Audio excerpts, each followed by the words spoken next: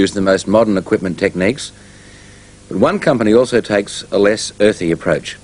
As Martin King reports, the company has turned to psychic power as a backup to modern technology in its quest for gold. You know, when I eat, sometimes forks bend and spoons curl up. I know it sounds silly, but if you would stay with me for a week, your mind would blow, because you'd see, I mean, you would eat and your fork would bend. So I don't really use it. It happens around me. Things fly around me, things bend.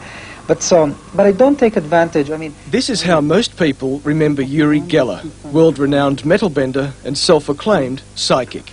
But these days, he uses his alleged psychic powers for a more lucrative pursuit. He claims he can find gold from thousands of feet in the air. Okay, Don and Joseph, let's go now. Turn all the way to the left, all right? Geller was hired by an Australian mining company, Xanex Limited, to find gold in the Solomon Islands. He was reportedly paid $350,000, plus a handsome share of any royalties. Okay. The man on the right is Peter Sterling, the executive chairman of Xanex.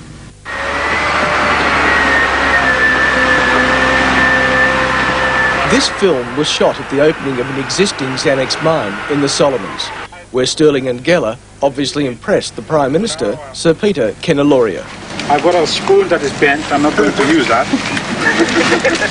Do now declare the Zamek Marble Gold operation open.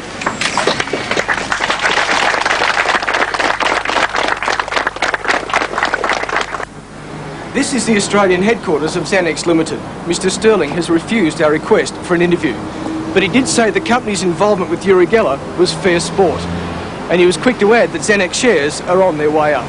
From the chairman's point of view, I think it's an unprofessional act. I'd liken it to Paul Keating asking Houdini over to ask how we can escape from our economic gloom. Neil Hildebrand is a shareholder in Xanex. He stated that Geller was a friend of his. Plus, he said Geller had successes elsewhere. He didn't mention where, and I didn't ask. The main thing that convinced Sterling and the other people involved was the spoon bending. Tim Ellis is a magician who tried to convince Peter Sterling that he had fallen victim to a clever showman. He said that my spoon bends weren't similar to Geller's. Now, my spoon bends, or the ones that I was doing, were similar to the Geller ones that I've seen in the past on video and stuff like that. How does Geller get away with it? Basically through showmanship. It's the same way that that people go to fortune tellers or clairvoyants or to palm readers.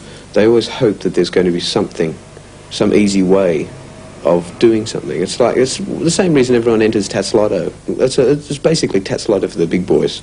That's not how the company sees it in its latest progress report. It says the high exploration success has been partly due to its use of innovative, cost-effective exploration techniques. It doesn't mention Uri Geller. I think he's an amazing man. Someone that convinced people to hand over $250,000 US for a plane ride over